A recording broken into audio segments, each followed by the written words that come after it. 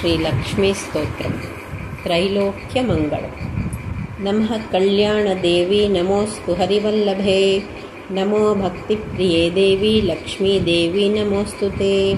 नमो मायागृहीताङ्गी नमोऽस्तु हरिवल्लभे, सर्वेश्वरी नमस्तुभ्यं लक्ष्मीदेवी नमोऽस्तु ते। महामाये विष्णुधर्मपत्नीरूपे हरिप्रिये, वाञ्छादात्री सुरेशानि लक्ष्मीदेवी नमोऽस्तु ते। उद्यद्भानुसहस्राभे नयनत्रयभूषिते, रत्नाधारे सुरेशानि लक्ष्मीदेवी नमोऽस्तु ते। विचित्रवसने देवी भवदुःखविनाशिनी, कुचभारनते देवी लक्ष्मीदेवी नमोऽस्तु ते। साधकाभीष्टदे देवी अन्नदानरते नघे, विष्णुवानन्दप्रदे मातर्लक्ष्मीदेवी नमोऽस्तु ते। षट्कोणपद्ममध्यस्थे षडङ्गयुवतीमये, ब्रह्माण्यादिस्वरूपे च लक्ष्मीदेवी नमोऽस्तु ते।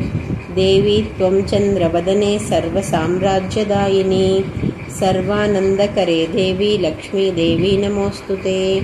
पूजाकाले पठेद्यस्तु स्तोत्रमेतत्समाहितः, तस्य गेहे स्थिरा लक्ष्मीर्जायते नात्र संशयः। इति त्रैलोक्यमङ्गलं नाम श्रीलक्ष्मीस्तोत्रम्।